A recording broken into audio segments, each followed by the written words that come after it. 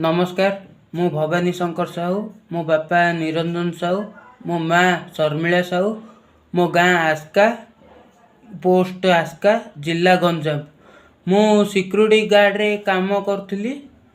Mobile रे गोटे सरकारी जॉब रो ऐड देखिली। मु ताइरे मोर नंबर कमेंट करथिली। तो परे से मते कॉल आसला कि जे आपण ए जॉब पाई बोली कि आपण नंबर कमेंट करथिले कि मु हाँ कली। को जगह कौन काम पचारियारू कहले कि जे एडा होची हमर जगतसिंहपुर कृषि विज्ञान केंद्र। परे मते कहले कि जे हाँ तमर जॉब हब 27 जनवरी तारीख दिन तमे जगतसिंहपुर आस। मु 27 जनवरी जगतसिंहपुर गली। जीवा परे सेठारे कहले कि जे ठीक अच्छी चल कहीकि फॉर्म कौन तांकर सी फिलअप कले आ 10,000 टका मागिले। 10,000 टका देली। फॉर्म फिलअप हो सारा पुणी थे आ 10,000 टका मागिले। मु कहली मो माँ पचारे कि जे कौन पे तुम आपण तो कही कि जे 10,000 टका ही तो ताले आउ 10,000 टका कमे तो सेठी कहले कि जे नहीं ए 10,000 टका तुम वर्ष सारा खाइबा आउ रही एपरी 20,000 टंका आमडू नहीं। 10,000 टंका कैश रे देचु आउ 10,000 टंका फोन पे रे। जेहेतु से माने जल्दी शीघ्र लेट हो कही कि जल्दी जल्दी सब काम करेले।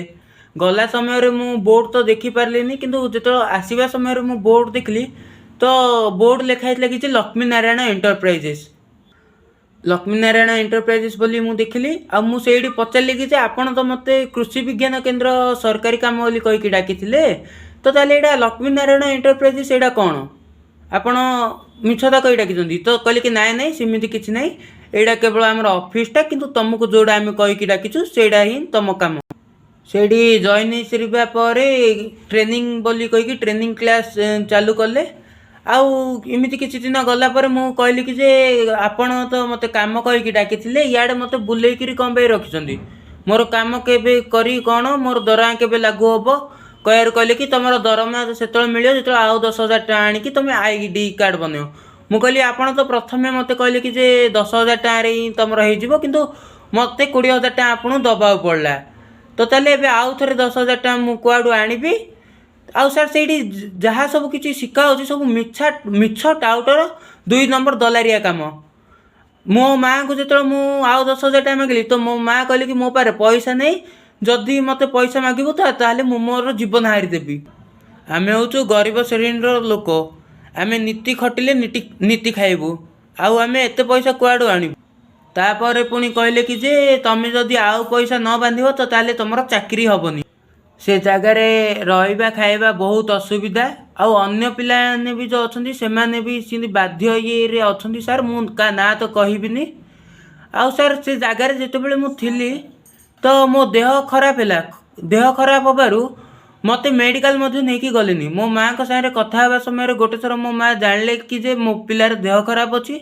सी मते पचारे कि तो देह खराब अच्छी कि मु कहली हाँ टिके खास होची कहबारू सी मो माँ सीमा जी कि मते डाकी जी मत डाकी जहाँ थ्रू कंटाक्ट करके मु जाइली तांको फोन करके कहबारू मो मते परे हॉस्पिटल नहीं कि गले किंतु से समय रे मध्य मो सांगरे 3 जन जाइथिले।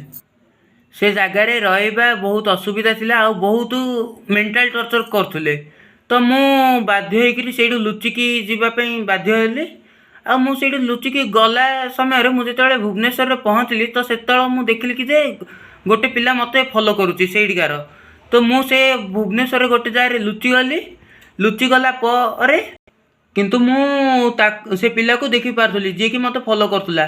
मु लुचिकी घंटाटी पर्यंत से गोटे जगह लुचिकी रही। आ मु देखिली कि जे से पिला कौन करुच्ची। से पिला जीवा परे ही मु सेठू बाहरली। बाहरिकी मु मो गाँ को आसिली। मु मो जीवन रे केबे भी लुचिकी लुचा लुची सब काम करी नथिली किंतु मु मो जीवन बंचेबा पई सेठू मु लुचिकी आसिली रे। वर्तमान मते फोन करिकी मते धमक दउचंदी कि जे तो गाँ में जाननु कि तो गाँ रे हमर कांटेक्ट अछि तो गाँ को जाई कि तते मारिबू धरिबू हानिबू आउ तोर डॉक्यूमेंट मते आम पाखरे अछि। ଏସବୁ କଥା ଆଶା ମୁଁ ଶୁଣିବା ପରେ ତାଙ୍କର ବ୍ୟବହାର ଆଉ ଧମକି ଶୁଣିବା ପରେ ମୁଁ ଲକ୍ଷ୍ମୀ ନାରାୟଣ ଟ୍ରେଡର୍ସର ମାଲିକଙ୍କ ନମ୍ବର କଲେକ୍ଟ କରିକି ସେ ମାଲିକଙ୍କୁ ମୁଁ ମୋର ଅସୁବିଧା ଜଣେଇଥିଲି। ଆଉ ସିଏ କହିଥିଲେ କି ଯେ ହଁ ମୁଁ ଦେଖୁଛି କରୁଛି ବୁଝୁଛି କହିଥିଲେ, କିନ୍ତୁ 2 ଦିନ ହୋଇଗଲାଣି ତାଙ୍କର କୌଣସି ବି ରିପ୍ଲାଏ ନାହିଁ।